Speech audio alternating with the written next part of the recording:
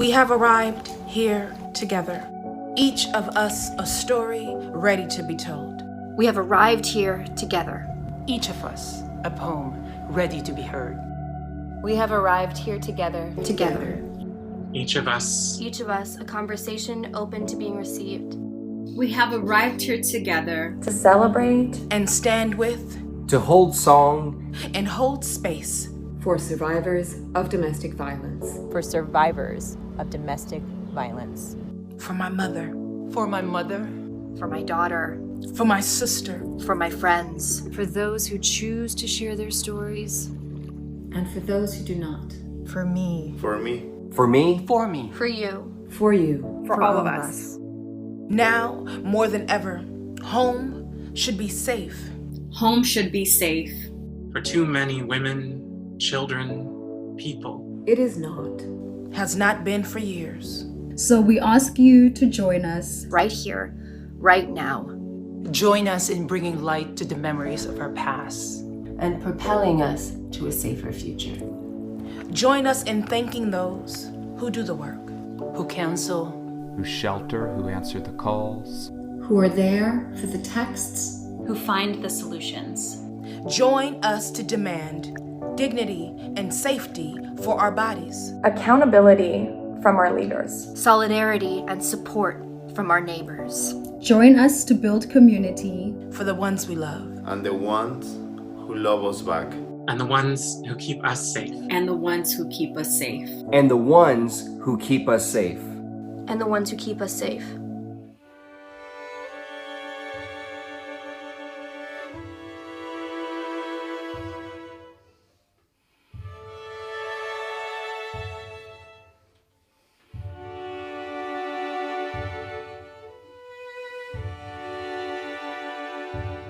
Hi everyone, I'm Tamron Hall, and I'm so happy to be with you on this night of solidarity. I'm actually here in my dining room, trying to keep this semi-professional.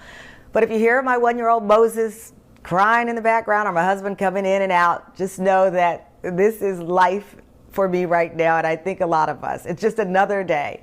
Wherever you are watching from right now, I hope you're well. Most of all, I hope you're safe. We're here to talk about a subject that touches so many of our lives. Domestic violence. Those words, domestic violence, intimate partner violence, relationship abuse, sound so clinical and far away.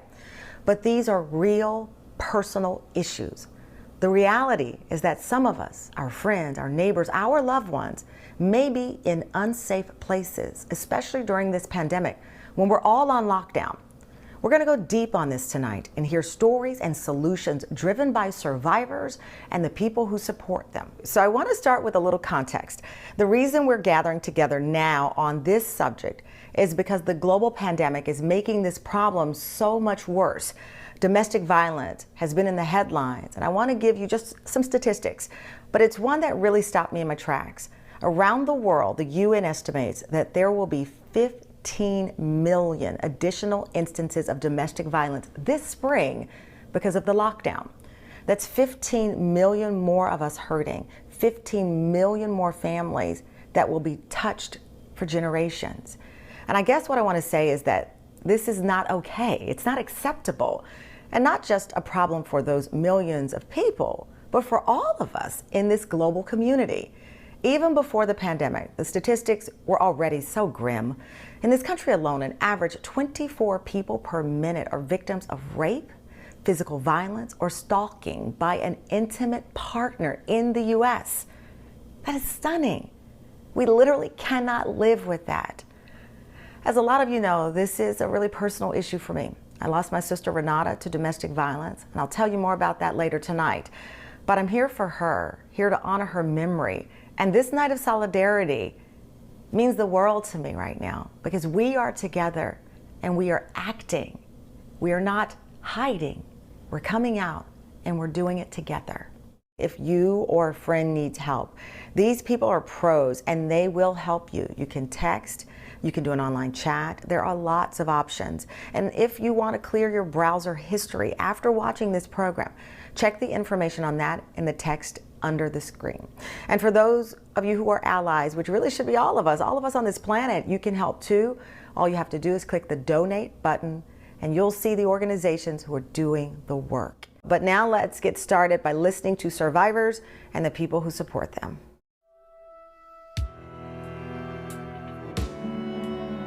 I experienced domestic violence throughout my entire time in high school. The climax was one day on a bridge when my perpetrator picked me up with an attempt to throw me off of a bridge where beneath me was nothing but broken glass and concrete. Oftentimes I hear people speak in ways like, why don't they just get out? Why don't they just leave? If it were that easy, don't you think they would? Survivors and victims of domestic violence are not at fault. And as a survivor myself, I understand completely. I am currently a member of the board for the National Domestic Violence Hotline. There is a level of urgency now because we know that coming out on the other side of COVID-19, there is going to be a dire need for people to have resources that they are able to tap into. We will need to have the resources necessary to answer every call. There are so many people in the shadows, especially now during COVID-19, because their perpetrators have the ability to isolate them further. For every domestic violence victim, I would want you to know this today, that love is for everybody. And I will continue to use my voice to declare and decree that you are loved and you are beautiful and you are worthy. I am a survivor who has moved to thriver. And I assure you, I've been where you are today, and I made it. I've been researching and studying domestic violence for more than a decade now. I think I've probably spoken to over 1,000 people. What I've learned about domestic violence, first of all, is that I knew nothing. I was buying into a set of myths that I didn't even know I was buying into. If a situation was bad enough, victims would just leave. Or I believed that if you were in a bad, violent situation or relationship, it was because you had made bad choices in life. I saw a lot of these myths play out in the story of a young woman named Michelle Monson-Mosier. Michelle met her boyfriend Rocky when she was 14 and he was 24. By the time she graduated from high school, she had 2 young kids under the age of 4. Rocky slowly isolated her from her family. He went out to the outskirts of Billings, Montana, where they lived, and he brought home a rattlesnake. He kept it in their house and he threatened to put it in bed with her if she did something that he didn't like. Or sometimes he would take the kids as leverage and he would go away for the night and she would have no idea where the children were. No one ever saw visible bruises on Michelle. They saw the control that Rocky had, but they never really put that together with abuse. The most common question asked of domestic violence is nearly always, why doesn't she just leave? If things are bad enough, why doesn't she just leave? Leaving is what Michelle Monson-Mosier was doing. She was taking classes so that she'd someday be able to get a job as a nurse, so that she'd someday be able to support her children. Leaving sometimes takes years. It's us who don't recognize what leaving actually looks like. Before she was able to free herself, Rocky actually bought a gun from the local newspaper and he killed her. And then he killed their 2 kids and then he killed himself. For most of human history, we have thought of domestic violence as a private problem that happens between one family or one couple behind closed doors. We know now that, in fact, domestic violence is anything but a private problem. It has incredibly vast public consequences for all of us. When we talk about domestic violence, we are talking about homelessness. We are talking about gender inequality and mass shootings and mass incarceration and trafficking and teen dating violence and sexual assault and foster kids. We are talking about every story that we face in this broken world.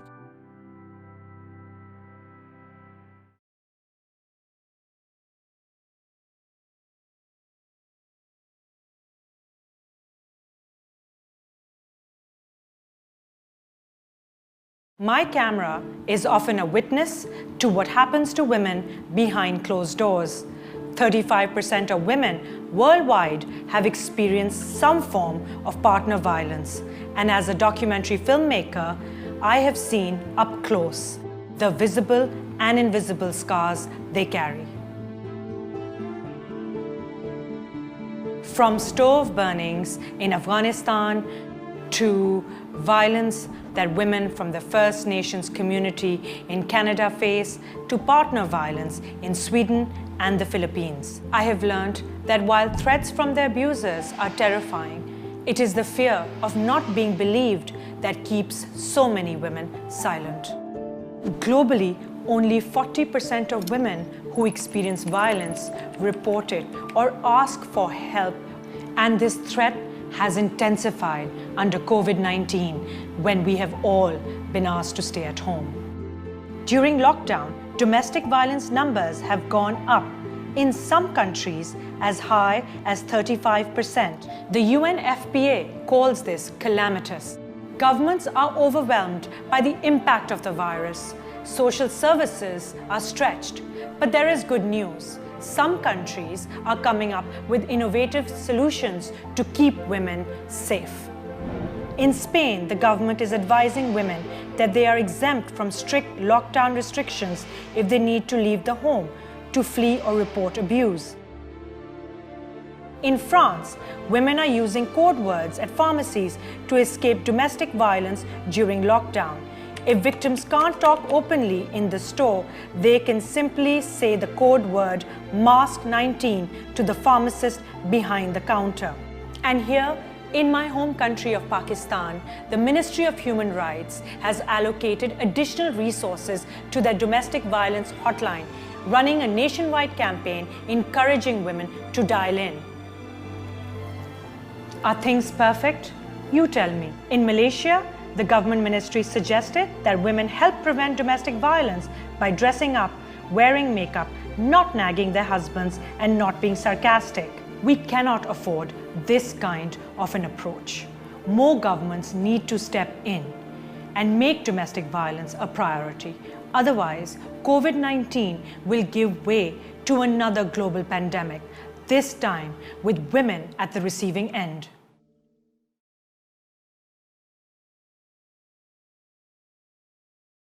I am so honored to be here with such incredible company, focusing on such an important issue, such as domestic violence. I myself am a survivor, and I spend a lot of my time trying to figure out how to express the intricate and the difficult emotions that come with being a survivor. I wrote a song called Quiet, where the chorus goes, I can't keep quiet, no, a one-woman riot, I always loved the phrase one-woman riot because when I finally started telling my story, and when I finally decided that maybe my life could be filled with joy again, that sense of hope and strength felt like the force of an entire riot. This song is called Gold, and I hope you enjoy it. It is to celebrate you and your journey as you overcome and you turn tears to gold.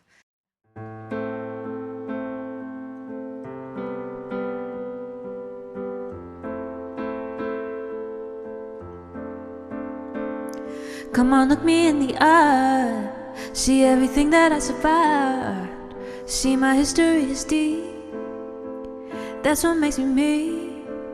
And I'll do the same for you. Tell me about what you've been through. When we've been down in the mud, we know better than to judge. Don't mistake my confidence for arrogance. Don't mistake my self-respect for disrespect, 'cause it took me years to turn these tears from water into gold.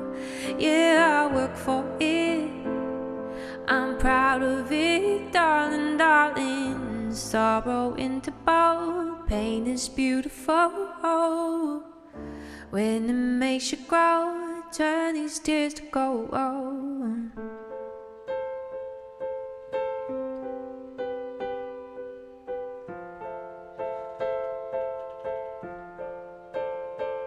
I lay my hands on the world and I say, tell me where it hurts. Everywhere that I can see, somebody's trying to get free. And if I put myself first, don't mean I kick it to the curb. I wanna shine bright and you can shine bright, and we light up the sky. So don't mistake my confidence for arrogance. Don't mistake my self-respect for disrespect. Cause it took me years to turn these tears from water into gold. Yeah, I work for it, I'm proud of it, darling, darling. And sorrow into bold. Pain is beautiful when it makes you grow. It turns these tears to gold. Sorrow into bold. Pain is beautiful when it makes you grow. It turns these tears to gold. Ooh. Ooh.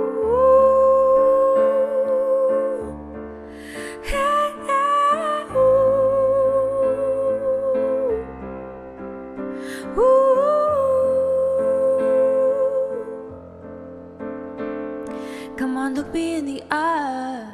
See everything that I survived. See my history is deep.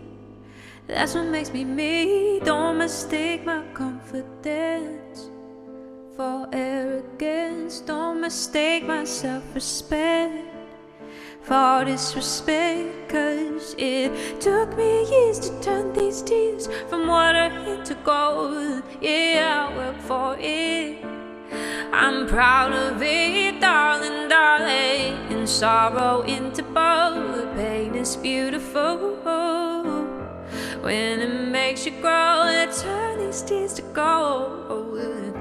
Sorrow into bold. Pain is beautiful when it makes you grow. It turns these tears to gold. Turn these tears to gold.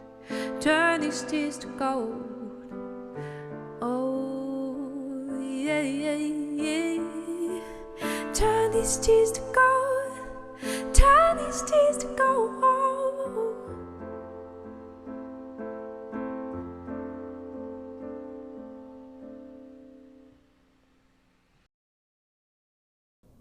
Hey everybody, so good to be with you tonight. If you just joined in, I'm Tamron Hall from my dining room, and the people you're hearing from are domestic violence survivors, the women and men who really understand this issue best. And by the way, yes, I said men.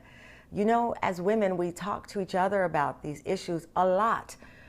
But this idea that domestic violence is just a women's issue, or that we as women have to be responsible for fixing it, is wrong. Which is why I'm really happy that later tonight, you're going to be hearing from men like activist Tony Porter, who talk directly to men about how they can handle stresses, including the stress of this pandemic. We aren't going to solve anything all by ourselves. So men, I hope some of you are watching as well. And before we move on, I want to address a question that came in from a viewer. It says, if I want to leave an abusive relationship, how should I start? Well, here's Jennifer Friedman of Sanctuary for Families with the answer. So there is no one-size-fits-all solution to leaving a domestic violence situation.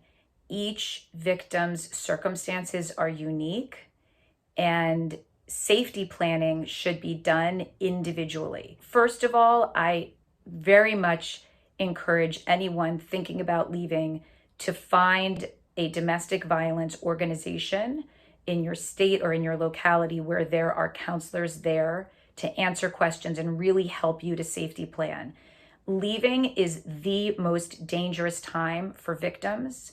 More victims are the victims of homicide when they leave. This makes sense because the abuser has lost power and control and is angry and is more likely to lash out. So it's very important that the extraction process be very safe and really thought through. Some ideas are victims should think about having a bag with their important belongings in it, with any important legal documents, passports, some money, cell phone charger, all the things that you're going to need in the first 24 to 48 hours when you actually escape. Where will the abuser be when they find out that you have left? Because you want to be somewhere safe when that knowledge happens, because that's a very dangerous time. Where are you going to go? You should have a plan in mind. It can be a shelter. It doesn't have to be a friend's house, but where is the plan that you're going to go? A little bit longer range planning. Do you have a little money in your pocket? Is there a way to save a little money? Or just how are you going to survive in that first period of time after you make your escape? These are very, very hard decisions, and I highly encourage anyone to reach out to an expert, a counselor, someone who can help you think them through.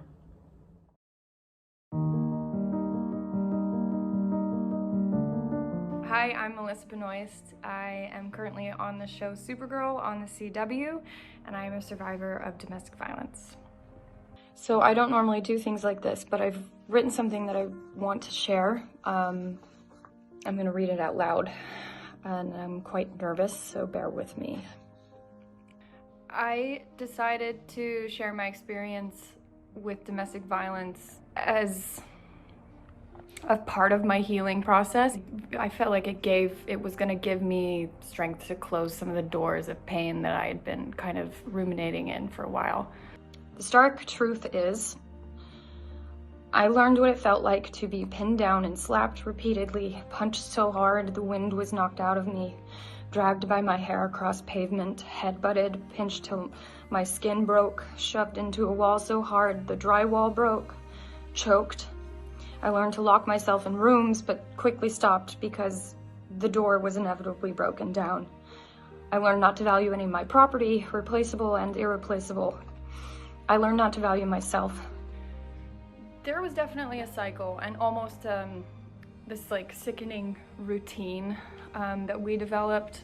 And that is something that's so insidious about domestic violence, is that it does escalate. And then he threw something at my face again, only this time it was significantly worse. It was a blow to my face with his iPhone. The impact tore my iris, nearly ruptured my eyeball, lacerated my skin, and broke my nose. My left eye swelled shut, I had a fat lip, blood was coursing down my face, and I can remember immediately screaming at the top of my lungs. We made up a flimsy story together. I had tripped and fallen on the stairs of our deck and hit my face on a potted plant. I just made excuse after excuse after excuse. You get into this habit of excusing everything and lying, essentially. I became a very good liar to people that I really loved and had never lied to before. He drove me to the hospital.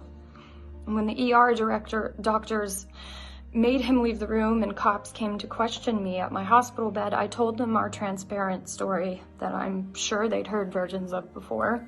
The side of you that keeps the secret and harbors this horrific experience and violence and abuse and mental torture, it's breaking out of that is I have found it to be one of the most enlightening and strengthening and informative moments of my life.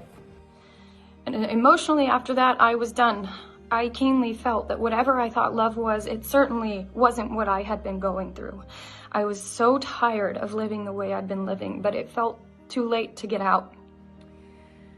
I think I'd want to share with women today that are experiencing it now, especially during this pandemic, that there is help out there. People do care. Just because it might feel like you are more trapped than ever, and like it's worse than it's ever been, but it is possible, and you deserve to have a different life and to find love that doesn't hurt you and that exists.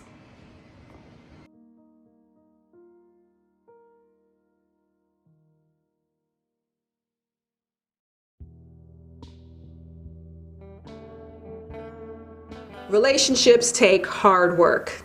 Love conquers all. Safer at home.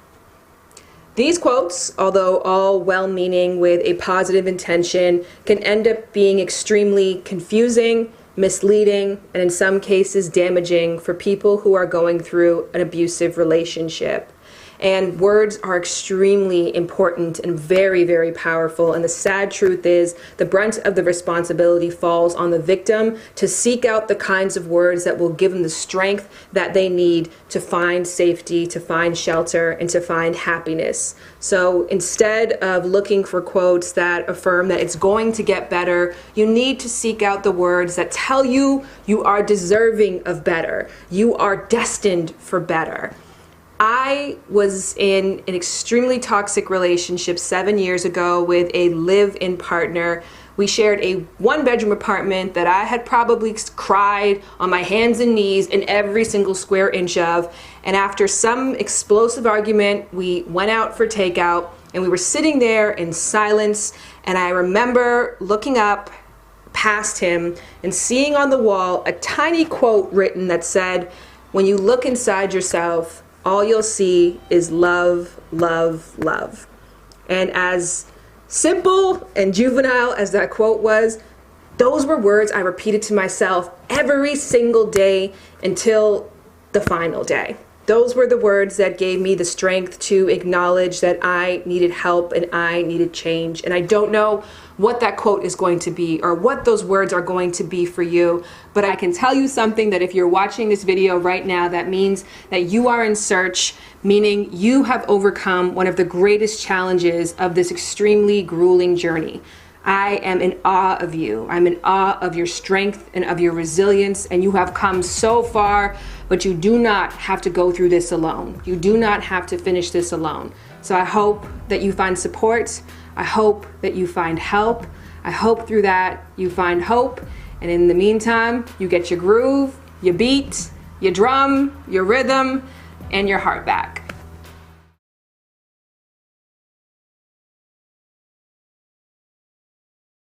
On Orange is the New Black, we had the honor of bringing you the stories from the women of Litchfield Penitentiary. Women who experience domestic violence have an increased risk of incarceration and are often treated as offenders by the state. In fact, 75% of women in prison are domestic violence survivors. The following story is from a formerly incarcerated survivor who has chosen to remain anonymous. Growing up, I felt like a backwoods princess. Ken pushed that princess into hiding. Ken was my husband. I married him trying to fill the void of an absentee father. There was never really love between us. He got me high and I gave him sex. His calloused hands were as hard as his hits. That came 6 months into our marriage. 2.5 years after the first hit landed, I found myself standing alone, pregnant, in my grandparents' house. I stared at myself in the mirror. My makeup was darker than it should have been. My dark pink tank top, long enough to cover the yellowing marks of each kick on my back, stomach, ribs. Staring at myself in the mirror, something shifted. I was going to be a mother now. My baby had to have a better life. I had to get rid of Ken. I started looking for a job. Then I would search for domestic violence shelters. I put my applications in. It was the start of a plan. Turns out, God had a different plan. 10 weeks after my son's birth, I woke up in the middle of the night to Ken screaming, "Call 911, call 911. His niece had been staying with us. And she was injured. The medic said it was something like shaken baby syndrome. Ken and I were arrested. I was charged with child endangerment. The court said I was just as guilty as he was because I was in the house with children and I knew He was an abuser. I received a 5-year sentence. Ken received 6. The judge gave me early release. He realized a mistake had been made in my case. Problem is, I had no home to go back to. It's easy to get back into a relationship with your abuser once you're released. I was lucky. I was released to a shelter. I took classes that helped me talk about what I'd been through. The support was tremendous. Being a felon, you wonder, who's gonna hire me? I found a job in the food service industry. The bar I work at, everyone is super supportive. From the bosses to the regulars. They know about my past, and they welcome me with open arms. Ken gets out next year. That scares me. But in the last few years, I've learned to listen to what I want. And I don't want to waste another day. Another day. Another day. Another day in the shadows of my mistakes.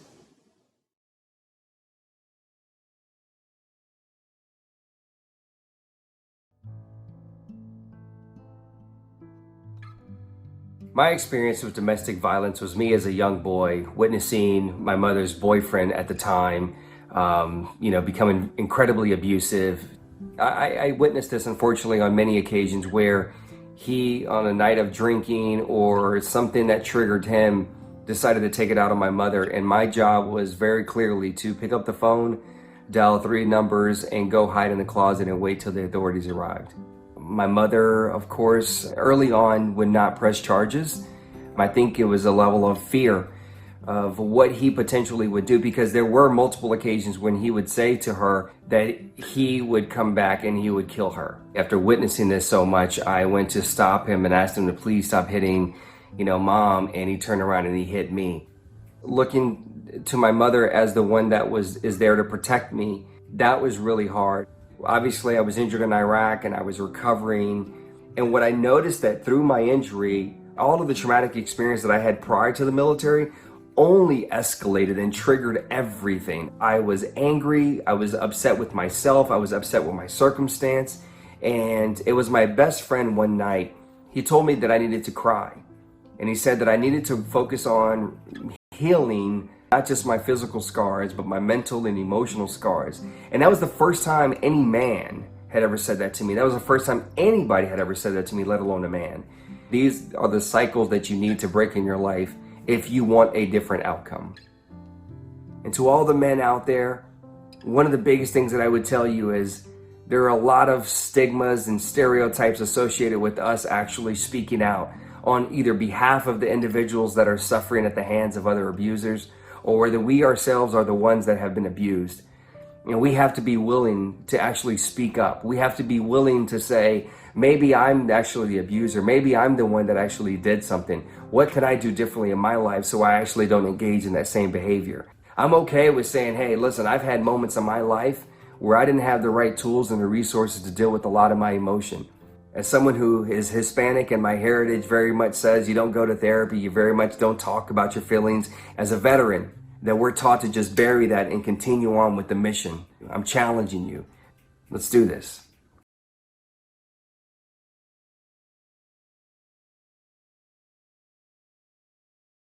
You both share something that you love about each other? Okay. Okay. One of the things I love about Shahrazad is her capacity to be open and generous and to heal others. Salmisha is brilliant. She has this ability to make people feel so comfortable. Growing up, we were close sisters. We're only 3 years apart. I also think we describe each other as soulmates. I couldn't live without her. We saw violence firsthand in our home. Our stepfather was very physically abusive to our mother. I left my home at 16. I graduated early and I went to college like bright-eyed and bushy-tailed and just really happy also to be able to leave my home or witness so much violence. But unfortunately, my first semester in college, I was sexually assaulted. I kind of swallowed the trauma and I just shut down. I'd been in therapy, but I felt like I was on the verge of a real emotional collapse. And so I needed to tell someone in my family what I was going through. When I first found out about Salamisha's sexual assault, so many emotions ran through my body. I just didn't know what to do. And I kind of wanted to be there for her. She's been there for me so much. But I remember sobbing and crying and her comforting me. Anytime you break your silence as a rape survivor or a victim of domestic violence, there's a great power that comes with sharing, and there's a great power that comes with receiving it. When someone tells you a story, it is the most sacred thing anyone could ever do. And to hold that story, to validate that story, to believe the survivor, to support the survivor, I think is really important. Initially, when Shahrazad started photographing me, it was surprising and anxiety-provoking because I had never seen a project like this, never heard of a project like this. This was 1998 and before Me Too. And so just to see a Black woman's story talking about sexual violence, focusing on healing, it brought me into spaces that I felt like I couldn't do with words. And it created a different bond than we even had before.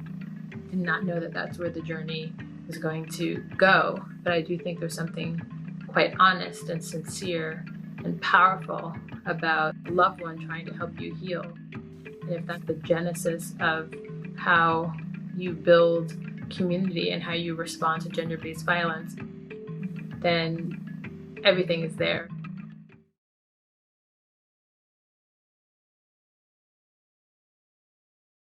Welcome back to A Night of Solidarity. I'm Brittany Packnett-Cunningham, and I'm someone who is obsessed with justice. I'm so grateful that all of you are here, and I'm so grateful that I'm here with you. And if you're anything like me, you are reflecting on all of the gems that were just dropped. I'm thinking in particular about what isolation means at this moment. It can mean a lack of safety for so many, especially right now, but truly all the time. And in the face of that isolation, we owe one another community. We owe one another the kind of connection, support, and thoughtfulness that requires us to be good neighbors, that requires us to think of others before we think of ourselves, that requires us to make love just as contagious, if not more, than the virus we are all enduring right now. Thinking about the danger that so many people face because of intimate partner and relationship violence, thinking though about how that danger can look different if your skin looks different. We have to make sure that any of the solutions that we build truly have equity first in mind and are built intersectionally so that all people are doing well and not just some people. We need to stop being so obsessed with the story and the violence and the trauma and become obsessed with the healing. Most importantly, I'm thinking about what it means to move to a place where we stop simply surviving, but we move to a place of thriving. We're all enduring the same storm, but we're not all in the same boat. And thriving is everybody's birthright. Thanks so much to the Tillett sisters for all that they just shared and all that they are causing me to reflect on. A lot of powerful questions came from each of you leading up to the show. Nancy Lublin of Crisis Text Line is here to answer one now. It's a common question to ask, what happens when I call a hotline? We're here for you. The goal of all hotlines, phone hotlines, crisis text line, is to help you feel stronger and be safe. So we're not going to do something that you don't want us to do. You're the one who drives this conversation. First of all, it's anonymous and it's private. If you don't want to give us your name or your location, you don't have to. The only time that we may act is if we think you're at imminent risk of harm to yourself or someone else. and we can't de-escalate the situation. So in those instances, we will call 911. Or if you ask us to call 911 because you are unable to, in case someone overhears you, then we will call 911. But other than that, we're here to help you remember the things that help you feel strong and safe, to make a plan if you want to make one. We're here to actively listen and validate your pain. We're here to be that friend, but imagine the friend who actually has training.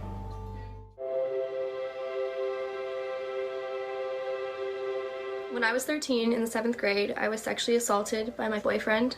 There was a lot of smaller and larger assaults and gaslighting, and I was stuck in a relationship that I didn't know how to get out of. I suddenly felt these really strong PTSD reactions that I didn't know what they were. And I would have my knees buckle, and I would be hiding in bathroom stalls, shaking, and I wouldn't know how to stop. And I didn't understand my reactions or why they were happening until I really realized how wrong what had happened to me was and how it's not okay. I was too young to understand that. And my body helped me realize what was going on in my head. The boy told everyone, and everyone didn't believe me. Suddenly it was kind of a war, me versus the boy, and everyone versus me. Everyone at my high school knew a side of a story told by my perpetrator. Every day I would be tagged in posts, receiving calls with no caller ID, telling me I was a liar, I should kill myself. I decided to transfer schools. At first it made me feel really broken, really like no one was out there, no one was going through the same thing as I was. Then I started getting more involved in advocacy work. People, out of fear, don't believe you because it's so impossible to them to believe that something so horrible can happen and that it could happen to themselves. When you tell your story, or when you come forward even to one person, if that person doesn't show you full support, it's not because you told it in a way you shouldn't have, it's not because you didn't cry enough. You know your truth and you know what happened. Once you're out of a situation, you'll be so surprised the amount of happiness that you can feel. I didn't think I could be happy again. And for me, it is so empowering to talk about what has happened and to make people more aware, and it's very healing. It gets so much better. You will be okay.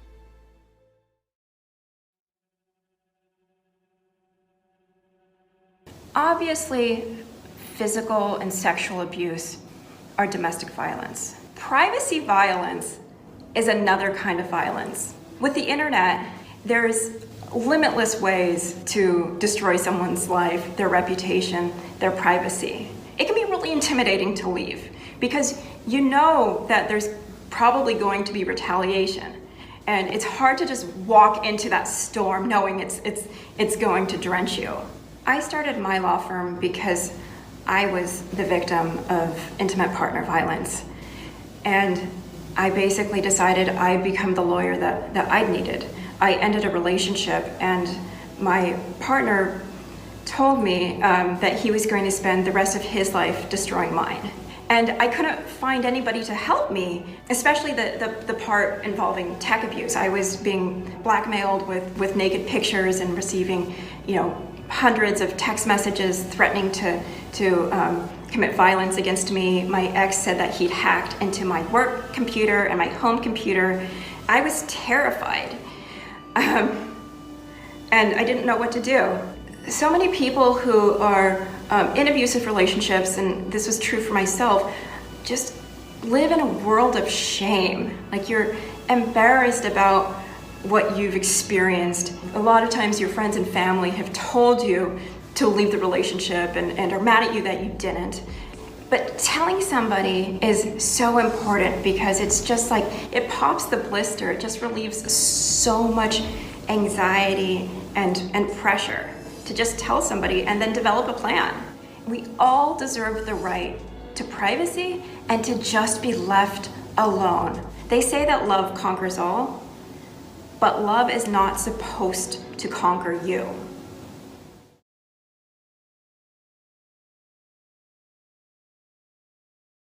I'm Padma Lakshmi, and we've all seen the news reports of how dangerous it is for people quarantining in unsafe situations during this pandemic. That means that in the next few months, a loved one or family or friend might share an experience that happened to them. There's definitely advice about what you should say, so we're going to give you some tips. First of all, you want to say thank you for sharing your story with me. It's very important that everybody understand how much courage and bravery it takes to even say what happened to you in these situations out loud. Another big key is not to judge. It's unhelpful if you say things like, well, if my husband did that, I'd divorce him, or I would never put up with that. Just listen to them. Also, don't push for details that they may not be ready to share. This is a very tricky situation, and there are a million scenarios. Also, let the person tell you how they want you to help. And you can even ask them, how can I help you in the way that you need? So that, you give them exactly what they're looking for in this very tough situation. They can call the number you see here or go to any of the websites you see on the screen. Your job is to offer love, support, and a non-judgmental ear, and encouragement to seek help.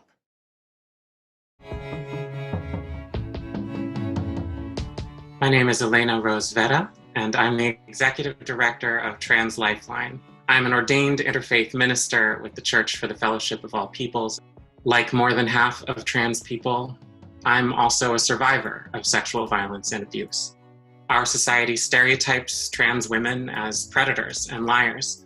So when I reached out for support, I found counselors who didn't believe that a trans woman like me could be assaulted or abused. I found services like shelters that exclude trans women from help and treat us as threats instead. The lies told about us every day by bigots helped isolate me and put me in more danger. My abuser let me know that if I told anyone what she did, she would just tell our community that I was the abuser. And I was scared of losing what little support I had.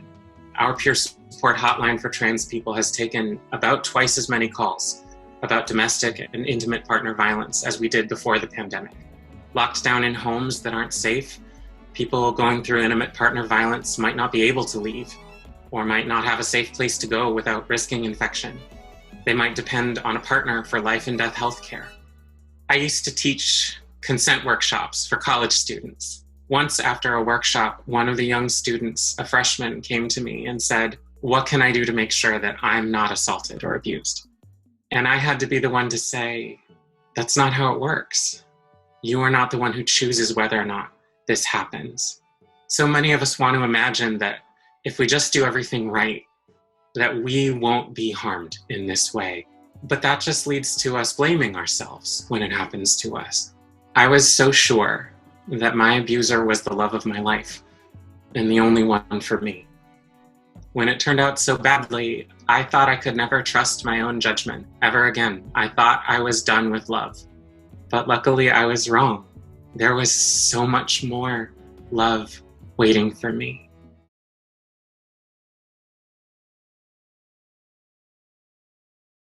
Hi, I'm Caitlin. And I'm Maddie. And together we are Beulahbelle.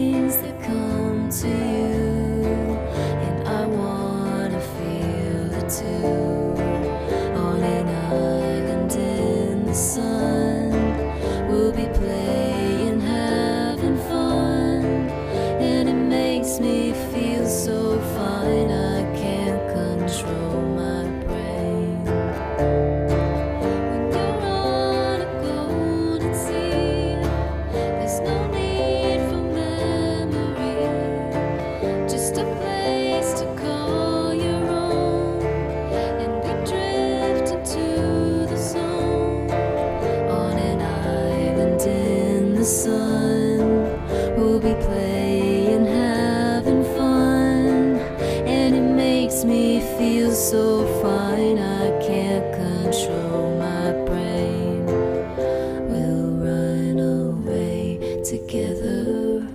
We'll spend some time forever. We'll never feel bad anymore.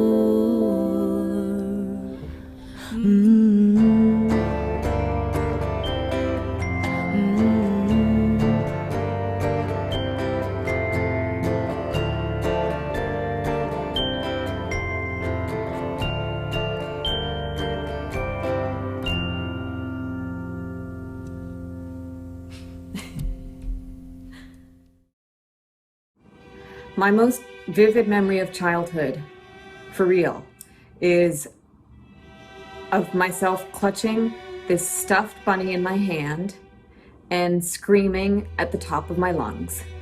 I was in the living room and my father had his hands raised. He was towering about a foot over my mother and he was about to hit her. And he calls her a bitch.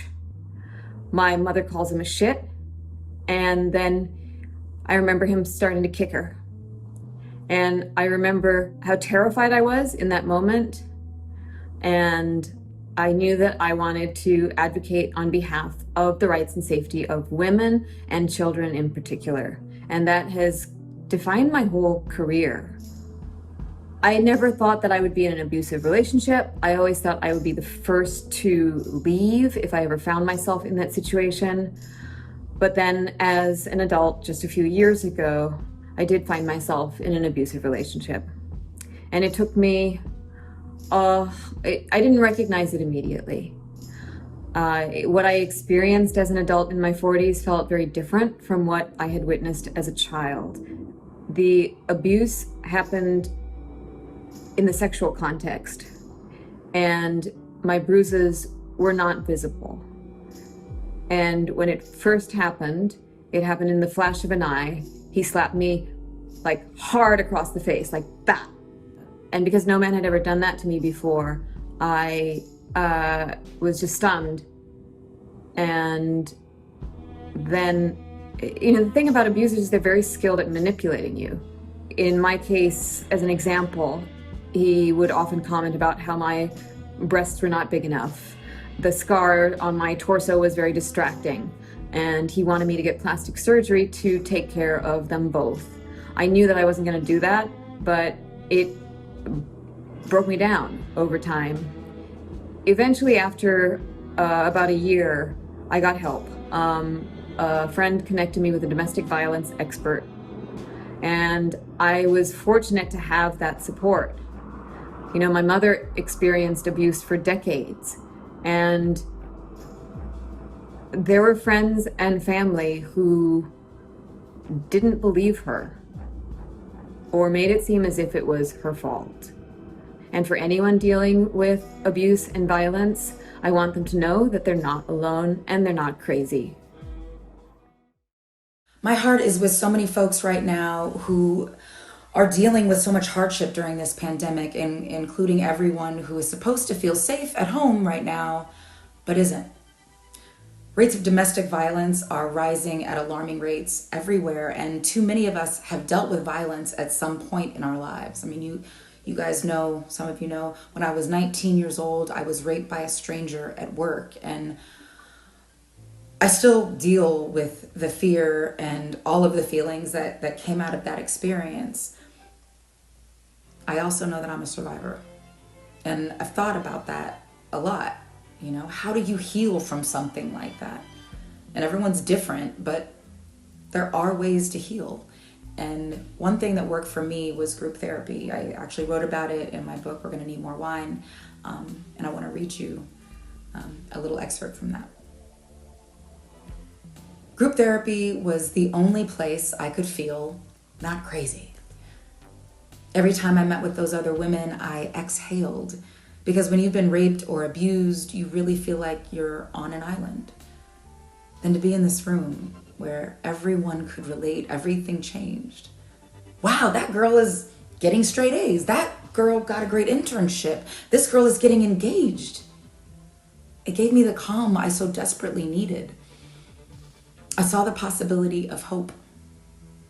My life became like that cartoon where someone is walking along and magically a new plank is placed right before them with each new step. It felt like there was nothing beneath me, and then each visit, each story, each memory was like another plank.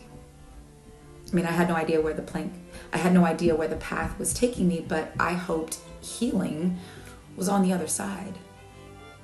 Being able to function, not having to literally run in panic.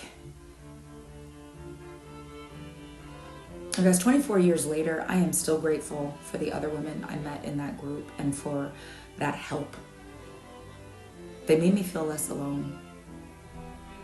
You are not alone either. There's so many of us out here who love you. We got you. I am Wolf Clan. I am from the White Earth Ojibwe Nation, and my Indian name is Tornado Woman. My English name is Lisa Burner.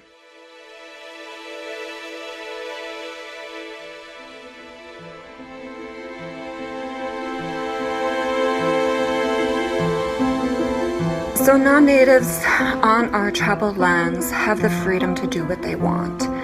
The United States basically gave them diplomatic immunity.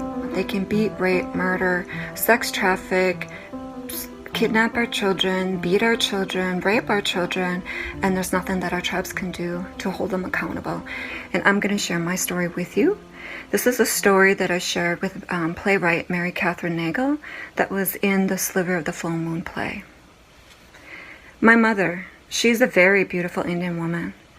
And my stepfather, well, he was a non-native. He was a white man. And he was abusive, ungodly. The earliest that I remember is being 4 years old. We were in this trailer house and my mom was screaming. I'm under the table. I'm screaming. The lights are off. My mom is screaming, "No, David, no!" And I see him grab the gun. And he starts beating my mother over the head with the butt of the shotgun. And the only screams that could be heard were mine coming from under the table. And I think he beat her what he believed was to death. So I crawled over to my mom. I'm crying so hard because I think she's dead. So I forced myself to stop crying, and I put my face to her mouth to see if I could feel her breath. And I can't. So I'm only 4, so I start crying again. Then I forced myself to stop crying again, and I put my head to her chest to see if I can feel her breath. And I can. So I grab a blanket from the couch and I covered her up. I wipe her blood-strewn hair from her face, and then I sat by her side all night. And if I fell asleep, I'd get mad at myself and I'd hurry up and check to see if she was still breathing. It wasn't that I could have saved my mom's life, it's just that I didn't want her to die alone. Miigwech.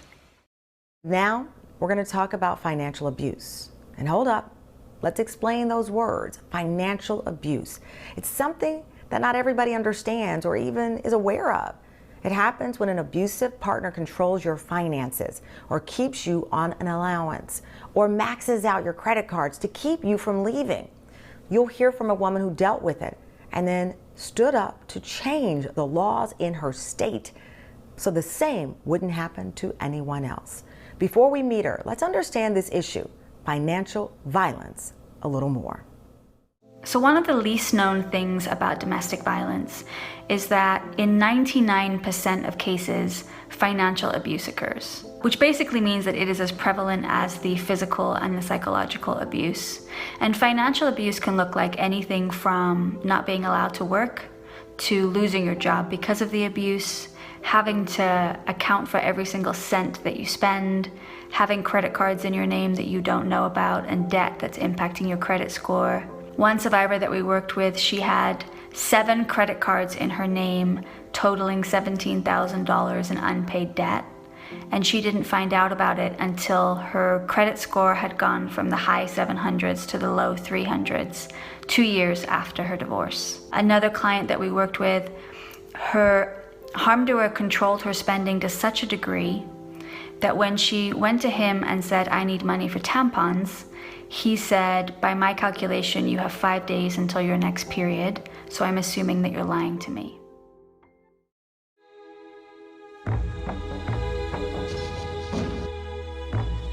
I stayed in an abusive relationship for over a decade because I wasn't even sure that what was happening to me was considered abuse. I was pushed, I was shoved, I was cyberbullied. I had bank accounts drained on a regular occasion to punish me for things that I had done that it made him angry. I initially was going to school full-time. I was working full-time. I also was a mother. The expectation was that I juggle everything that I had on my plate and then come home and I'm doing 100% of the cooking, 100% of the cleaning. And it escalated to a point where I was physically exhausted. I ended up making the decision to quit my job so that I could focus on school. The minute that he gained financial control over me, it became a tool that was used as a weapon. Money was put into accounts that only he had access to. And then when the relationship actually ended, once I got a protective order, the joint bank accounts were drained and I had no job at the time. So I had $0 and 3 children to feed and my credit got completely destroyed. Once I finally started looking for a new place to live because my home was going into foreclosure, despite the fact that by that time I had a really good paying job and I was capable of paying the rent, I couldn't get approved for housing. I wrote a bill that was signed into law on March 23rd, the Domestic Violence Victim Protection Act. That is a Virginia state bill. If their credit is the only thing hindering them from finding housing, they cannot be denied. I've been able to use something awful that happened to me to help other people. Domestic violence takes all types of different shapes and forms. Just because what you're going through doesn't look like what someone else may have experienced doesn't mean that it's not real.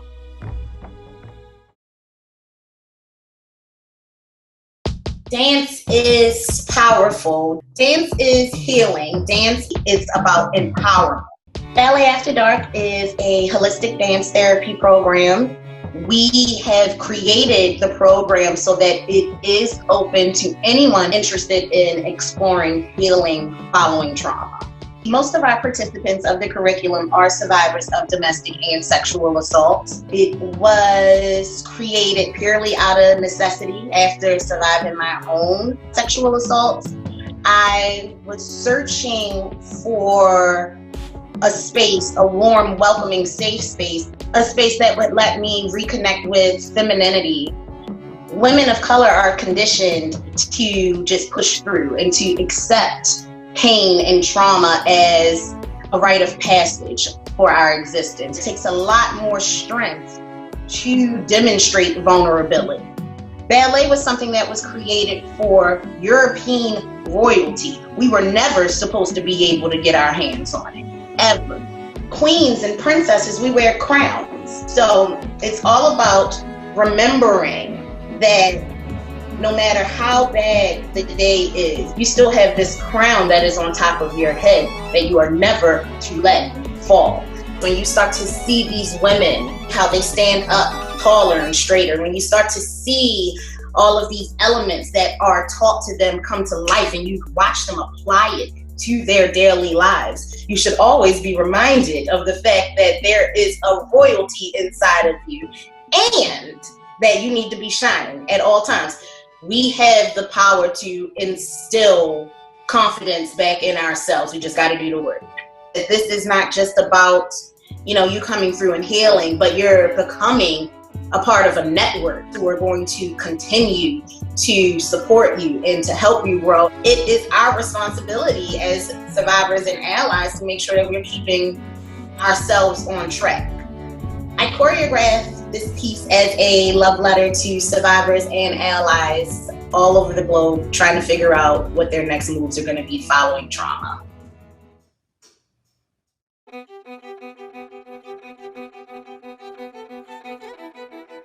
My name is Carissa Robinson. Hi, my name is Amar'e Johnson. My name is Courtney. Hello, my name is Jordan Pierce. My name is Jasmine. Hi, my name is Nia Cunningham. And I'm one of the dancers. And I'm one of the dancers. And I'm a dancer working with Ballet After Dark.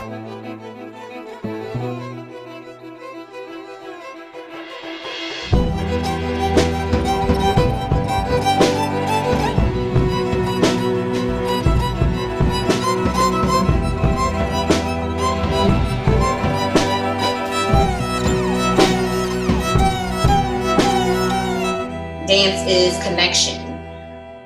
My overall mission and vision is to have a global impact and to make sure that there is a chapter of Ballet After Dark in every city, state, country.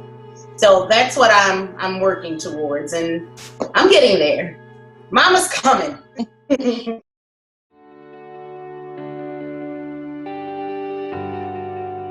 Unfortunately, one of the most predictable things that has come out of COVID is the rise of both domestic and sexual violence. One thing that my team and I have been working on is rolling out an initiative called Survivor Safe Haven. It's a growing partnership with chefs, restaurants, grocery stores, pharmacists, places that are acting as a lifeline. We have trained their staff to pick up the phone and call the hotline if a code word is said. That code word is Rise Up 19. And so if anyone goes into one of these places and sees a flyer, very similar to this flyer, that says Rise Up 19, what they will know is that if they tell Rise Up 19 to a staffer, that staffer has been trained to take that, to call the hotline and give them a safe place to call. I want survivors to know that you are certainly not alone. Until I was 40 or so, there was no word for domestic violence. It was just called life. And if the police were called, they might come to halt the disturbance, but their idea of success was getting the victim and the criminal back together again. In fact, even the murder of a wife for so-called infidelity was thought to be for just cause and was somehow mitigated. So you see, now that we have the term domestic violence, that it's against the law, that there are shelters and procedures in most places in this country and many other countries to deal with domestic violence, we really, truly have moved forward. But I don't think we have yet realized that the most dangerous place in the world to be a woman is not in the street or in the road or in public, but it's actually in her own home. There's another connection that we should make with domestic violence, and that is if you read a book called Sex and World Peace by Valerie Hudson, you will see that the biggest indicator of whether a country is violent against another country with military force is not poverty or violence in the streets or religion or even degree of democracy, it's violence in the home. That's because violence in the family and the home normalizes all other violence and makes it seem inevitable that people will be in a hierarchy and try to enforce a hierarchy because that's what we've known while we were growing up. Once we realize that domestic violence is the biggest indicator of national and military violence, then I think it will begin to be taken even more seriously. One of the many reasons that it's important that we organize together across all ages and every other kind of division is that if you're old enough, you have hope because you remember when it was worse. And if you're young, you're mad as hell and want to make it better, which we must do.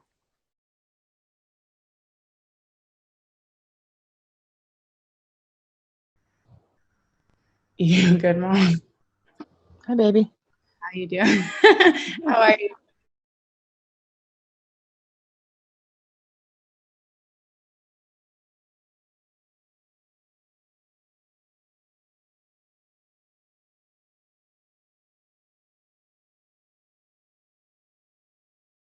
Whenever you're ready. To my babies. I come outside to the backyard every morning when I can be here alone. One day when I was sitting out here, a butterfly flew around me, and on one of the wings I noticed there was a little tiny hole.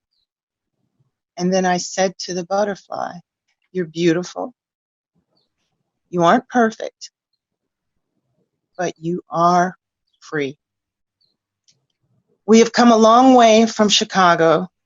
We sang and listened to gospel music through most of the entire 1,200-mile drive. I have no idea what's going to happen after we leave here, but I have to get my strength back while we're here. I have to find the parts of me that I've lost. I'm not much like I was before you girls were born. In fact, the more I think about it, the more I realize that I have been broken. Like the way a wild horse is tamed. But not anymore.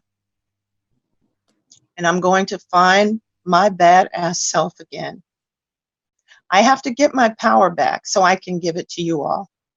Even as young as you are, I see you, and I see the fighter.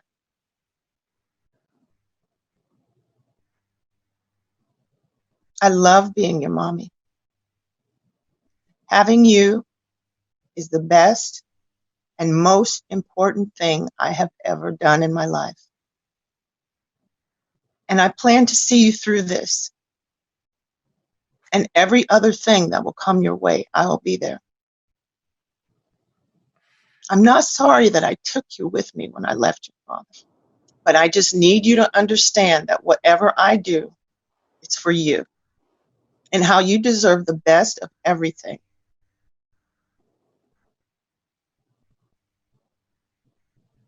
I love you. Thank you. I wrote you a letter back. Would you like to hear it? Of course, I'd like to hear it. Dear Mama, I was only 3 years old when we left home to go to the shelter. Tomorrow, I will be 21. I am writing to you all these years later to say thank you. Thank you for choosing to leave. Thank you for choosing to live. When I tell people that my earliest memories are in a domestic violence shelter, they look at me as if I have survived war. I let them know that shelters are the refuge, not the war. That there is nothing sad about reaching safety. I know our childhoods were not what you'd hope they would be. I know you didn't dream of raising us alone or moving homes in secret or any of the other things women do to reach safety. But you and I both know that it was worth it. The experience of single motherhood, the embarrassment of us all sharing one room, having to thrift all of our clothes. I consider those small prices to pay for freedom. I do not say all of this to minimize or romanticize the pain. There is no poetry in a throbbing jaw, or a bruised rib, or a broken home. It's true that there are things, beautiful things, I grew up never knowing. I do not know what it's like to watch my parents slow dance in the kitchen, or celebrate an anniversary, or greet me after school. But what I did grow up knowing is far more significant. I learned about what love really is because you were courageous enough to declare what love was not, could not, and will never be: violent. There is little I could tell your past self that you likely didn't already know. You were right. We will be all right. And the fighter, the fussy 3-year-old turning 21 tomorrow, I am 2 semesters away from getting a bachelor's degree from Harvard University. Not bad for some shelter kids, eh? Mama. Mama, I am writing to you all these years later to say thank you, to say you made the right decision. You couldn't have known it as you sat on the back porch of that shelter, Mom. But that little hole in the butterfly's wing was always there to let the light through. Sincerely, your youngest daughter.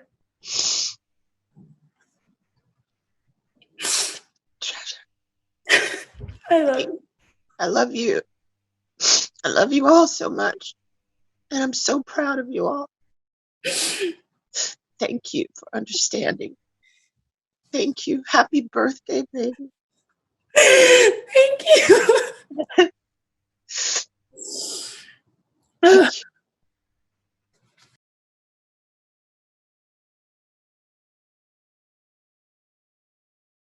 Sharing my story means for me giving a voice to all those people who are suffering in silence.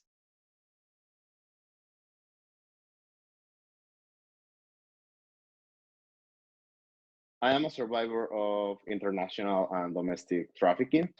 When you're a survivor of human trafficking, most of the time you cannot identify that you're a survivor of human trafficking. Human trafficking is about exploitation, it's about somebody with power, somebody with money, taking advantage of the needs of people, taking advantage when you need a place to sleep, taking advantage when you are hungry, when you are thirsty.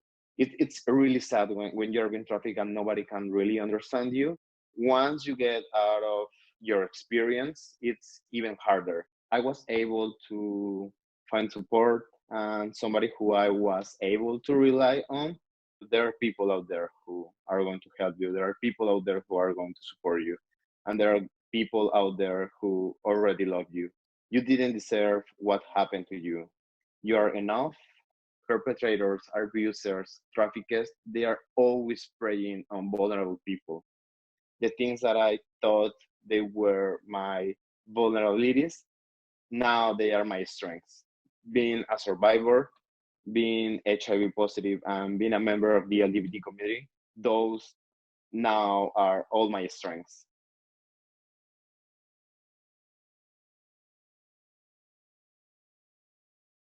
Hello, my name is Chanel Miller, and a lot of you knew me before you knew my name when I gave my victim impact statement in the Stanford rape case. Now, I'm happy that you can see me. I'm proud to stand with Futures Without Violence and be a part of a movement that is actively creating a home for courage, for survivors, for allies, for all of us really. Being a survivor of any kind of violence takes courage, and I'm not talking about the courage to reveal yourself to the world. I'm talking about the courage required just to face the day, to get out of bed in the morning, which I know is a big act that can feel excruciating. Courage does not come naturally to me, but I have a secret way of summoning it, which I will share with you through illustration. All my life, my courage was quite small, and as you can see, it can fit in the palm of my hand. I always preferred to go along with the crowd. So in the cafeteria, these kids hated on these mushrooms, and I loved mushrooms, but I could not disclose this information for fear of not fitting in. And I'd get nervous asking for small things. So even like asking the barista for the Wi-Fi password can be nerve-wracking if you are shy. I didn't know how to speak up for myself. And here you can see these guys are catcalling me, which is a common occurrence, I'm sure, for many of us. But when I see a friend or a loved one getting hurt, everything changes. So in this scene, this dude is harassing my friend, and I'm not really having it. Hey. Not everyone may identify as courageous, but I know everyone loves someone fiercely. We know how to fight for those we love, even when we don't know how to fight for ourselves. You all fought for me. Even before you knew who I was, I felt that love, and it gave me the courage to come into being. But there are many more me's out there, and we must do everything in our power to help them. If you ever question your ability to make a difference, just remember, you did it for me. You can do it for them, and you can do it for you. Love is where courage is born. Start there, and you will have everything you need to fight for whatever beautiful future you believe in. This comic is dedicated to the Courage Museum at Futures Without Violence, and I hope that it leaves you feeling a little more solid and inspired, knowing your courage is always there when you need it. Thank you for listening. Hey everybody, thanks again for joining us. If you're just tuning in, we're here together on this night of solidarity to go deep on the issue of domestic violence, what it really is and what we can do about it. I mentioned earlier that this issue is a very personal one for me because what happened to my sister Renata changed our entire family. I want to tell you a bit about it, but it's odd interviewing yourself. So educator and activist Brittany Packnett-Cunningham, co-host of Pod Save the People, is here to help me out. Hey Brittany, good to see you. I'm so grateful that you are willing to share this part of your story with us. And this is just as much your story as it is your sister Renata's. Oh my goodness. I was just looking at some pictures last night. You know, we all have all of these pictures stored on our phones. And I was going through clearing some photos out and I saw this picture of her that just captured everything that she was to me. It's this life of the party, this force of nature. It's interesting. We're all talking about our grays and our hair right now. I remember my sister meticulously styling my hair for my prom because she wanted me to be the flyest girl at the prom. That's what we said in the 90s. You know, she was this big sister who really wanted her little sister. And by the way, she was my stepsister, but I was raised in a home where you're not a step, you are a sister. The unfortunate part, though, of course, is that she was met with a lot of the bitter ugliness that the world has to offer. What was her experience like with relationship violence? You know, it was just, I remember being a teenager and always hearing my dad express frustration about her choices in men. And that's how, you know, parents talk, you know, why do you choose this guy? What about this guy? What, you know, there's a nice guy down the street, why this guy? And so that was always a reoccurring theme with their relationship. My dad telling her she'd picked another wrong guy and suddenly here was another guy and it just continued. I think it was tied to, I would say just a sense of loneliness, even though outside she had this effervescent personality and she was strong. That's why, you know, like you, I take offense when people assume that these things don't happen to strong women, or no way someone will sexually harass her, she's strong, or no way her husband would do that to her, she's strong, she makes more money than him. Those things are just not true. And so for my sister, she represented, you know, what we call the, you know, girl power. She was a very strong personality, person with a strong personality. But I think there was something deep that I never tapped into and I will never know. A lot of us just don't know what to do when we suspect or even when we know that somebody that we care about is dealing with intimate partner violence. How did you try to help your sister, and what advice do you have for those of us who may be on the outside looking in but know that we want to do our best to save our loved ones? I didn't try to help because I didn't know. So I judged. And to admit that, as you know, Brady, it's a beast for me to admit. Because I did what I think a lot of people do. You can just leave. I'll help you. At the time I was doing well. I was a local anchor hosting a 4-hour show. So I had a little money in the bank, far more than we had growing up as a kid. And I thought, let me help you. Let me help you get an apartment. What can I do to get you out of this? What can we do? You can do better than this. Rather than, I guess, saying to her directly, not saying anything. I should have listened more. So what are the things that we need to be thinking about as a community for how we end this? I think we have to think about supporting the organizations who are doing the work. I also think a major part, and we're talking about this tonight, is how we use men in this battle. What do we do? How do we rehabilitate? You know, that's a very tough conversation to have when you're looking at this family and this man has only seen and known this way of dealing with a woman. Do we throw away that man, or do we try to rehabilitate that person? Do we teach the 14-year-old boy how to become an ally, or do we say, he's a guy, he'll never get it? So I think we have to start having these advanced conversations, especially involving men. As we close, I just love to make sure that people walk away with the one most important nugget that you want people to get from this conversation. Oh, that's an easy one, Brittany. We're not alone. You're not alone. We're in this together. I feel a sense of overwhelming pride when I think about how much is being done and how much will be done. So I just want to thank all of those people. We talk about frontline workers, the men and women who are working in these organizations, or the hotlines, the day-to-day connection with the families. They are our frontline workers, our frontline heroes as it relates to domestic violence. So I want to thank them.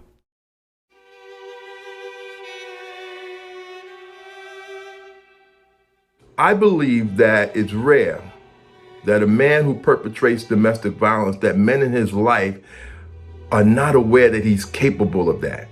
He says things, he does things. We might not see him actually assault the person he's partnered with, but he's given us messages and cues of what he's capable of.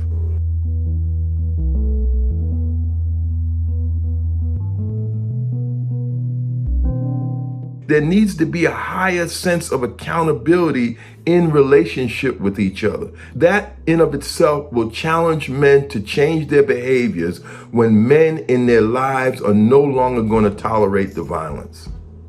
I've been spending time speaking with domestic violence advocates, and it's clear that there's an increase of domestic violence during this pandemic. It makes sense. You see, domestic violence is about a perpetrator getting and maintaining power and control. One of the tactics to accomplish power and control is isolation. My message to survivors is, we love you, we care about you. Your safety remains number one. To my brothers, during this pandemic, this is not a time for us to be minding our business. We see a brother that's looking stressed out, maybe about to act out. We need to talk to him. We need to challenge him about his behaviors, challenge him about what he's saying and his thinking. Be it our fathers, be it our sons, be it our brothers, be it our friends. We could just think about the men who are around us that love and care about us. Love is inevitable when we practice healthy manhood.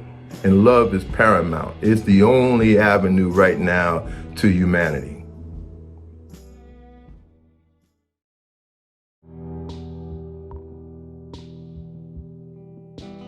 Myths out there that domestic violence is a private issue and that it's always happening to someone else. But in truth, domestic violence and sexual assault are pervasive, life-threatening crimes affecting millions of individuals across our nation, regardless of age and gender, economic status, race, religion, and education level. No community is immune, but it remains incredibly under-resourced. More funding and policy supports are needed, and now is the time for our government to act. It's very important that the next COVID-19 relief bill specifically and consciously address the needs of domestic violence and sexual assault survivors. The need for funding is great and resources are strained. Survivors, local programs, and national organizations need your support.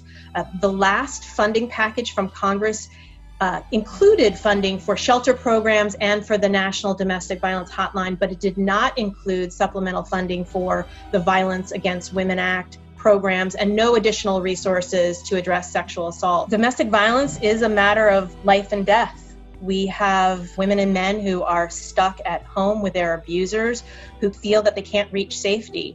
It's critically important to talk about this issue now so that people know that they are not alone, that help is available 24/7, and we have to support the systems that can support survivors because it is a lifeline and perhaps their only lifeline to safety.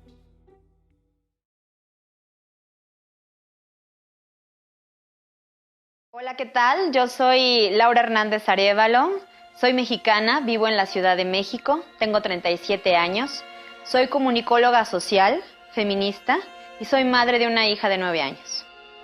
Caminos Planos es una película que habla de mi lucha personal por salir de la violencia familiar, por sobrevivir a la violencia familiar, por superarla.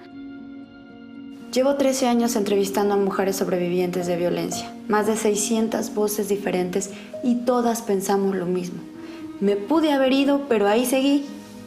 ¿Por qué nos quedamos? Algunas sabemos cuando todo pasa que podíamos hacerlo, pero no teníamos fuerza. Otras ya no están aquí. He generado este compromiso de entrevistar y de trabajar con tantas mujeres porque pareciera que también es algo de lo que ya no puedo escapar. Cada semana recibo una llamada diferente, cada mes veo a 3, 4 víctimas distintas. Apenas poco a poco van entendiendo que eso que viven como algo normal es violencia. En México, cuando una mujer es violentada en lo familiar, pareciera que no tenemos tampoco derecho de estar hablando de eso. Y siempre somos cuestionadas. Es cuestionada nuestra palabra, es cuestionado nuestro carácter, es cuestionada nuestra decisión de quedarnos o de denunciar, o lo que sea es cuestionado. En alguna etapa entre la fase 2 y la fase 3 del COVID en México, hubo más muertes por feminicidio en los hogares que por COVID. Me pongo a pensar y reflexionar muchísimo qué deben estar viviendo esas mujeres. ¿Cómo sería si yo viviera ahorita con alguno de esos agresores o con el agresor con el que yo viví, compartí varios años de mi vida? Creo que sería un infierno, ni siquiera sé si habría sobrevivido.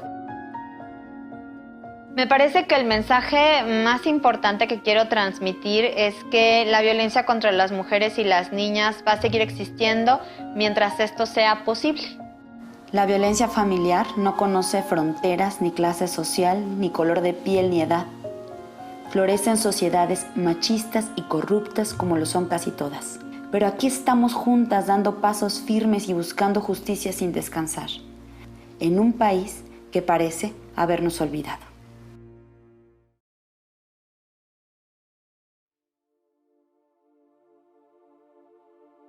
You know, I've always felt women deserve their safety because I don't even know why we find ourselves in this situation in the first place. And so when I did the pageant, I was asked a question of, you know, what do South African women have to smile about? I said, we have nothing to smile about because women are dying every day and it shouldn't be a woman issue. Whenever a woman is going through abuse, people will come to women and they will ask us women to come together to find solutions. I was actually speaking to someone from UN Women in South Africa, and she said, with all of this happening and women being in self-isolation with their perpetrators, they have been told that women should go out to go find shelters.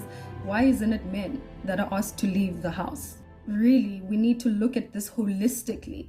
Both men and women are involved in this fight, and if we want to beat it, then we all have to come together and try to find a way. If women are thriving, a country thrives, its economy thrives, its happiness. But only also keep women safe because it's the right thing to do, because you have to do it. My message to women is to stay strong, keep on doing what you're doing, and know that you are not alone. We form a part of such a global community as women.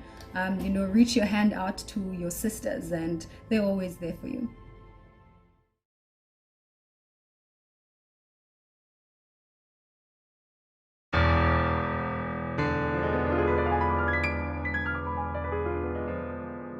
At first I was afraid, I was petrified. Kept thinking I could never live without you by my side. But then I spent so many nights thinking how you did me wrong. And I grew strong, and I learned how to get along. So now you're back from outer space. I just walked in to find you here with that sad look upon your face. I should have changed that stupid lock. I should have made you leave your key. If I'd have known for just 1 second you'd be back to bother me. Go on now, go, walk out the door. Just turn around now, 'cause you're not welcome anymore.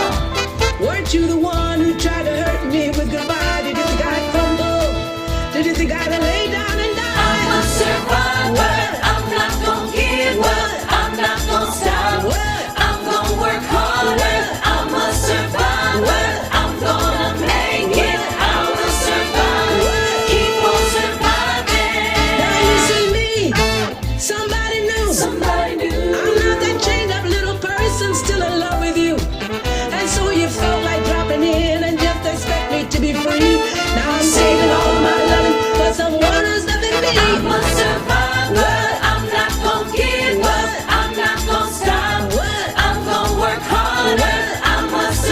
survive. What? I'm gonna make it. I will survive. What? Keep on surviving.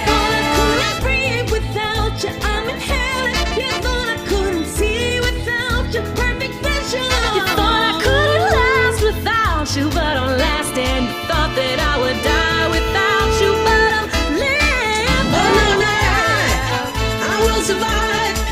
Oh, as long as I know how to love, I know I'll stay alive. I've got all my life to live. I've got all my love to give, and I'll survive. I will survive. Ladies, if there's any man in your life who has the unmitigated gall to try to stop you from surviving, this is what you tell him. Jesus thought I was to die for. So since you obviously didn't get that memo, go on now, go! Walk out the door! Just turn around now! 'Cause you're not welcome anymore! Weren't you the one who tried to hurt me with goodbye? Did you think I'd crumble? Did you think I'd lay down and die? I will survive. What? I'm not gonna give up. I'm not gonna stop. What? I'm gonna work hard. What? I must survive. What? I'm gonna make it. I will survive. What? Keep on surviving. I will survive.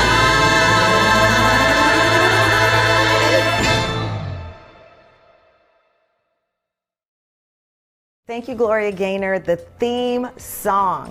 Welcome back, everybody. I feel so good that we are able to hear these stories and meet these people. We love you, we hear you, and we thank you for opening up to us in that beautiful segment. I keep going back to what Gabrielle Union said. We got you. We got you.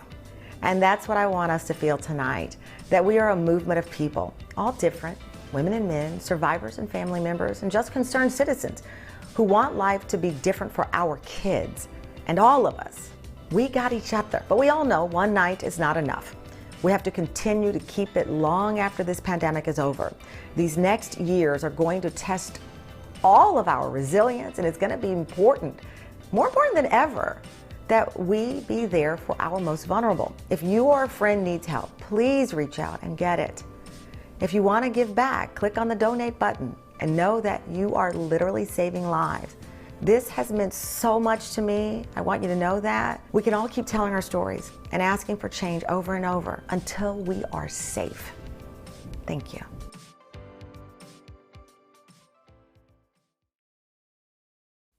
Seigneur, Seigneur, diva come, diva, diva ulika kwelem la diva, diva ne la fa konam, ahum la Seigneur, ahum la Seigneur, ahum la Seigneur, ahum la Seigneur. Hukunene kokpa, hukunene agbe, hukunene kokpa, hukunene agbe. Seigneur trava, nyengane batrona o,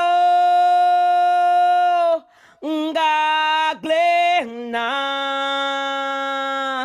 ngaglena, ahum la Seigneur, ahum la Seigneur, ahum la Seigneur, ahum la Seigneur. Ahi, ahi dabae, ao Seigneur, ahi dabao.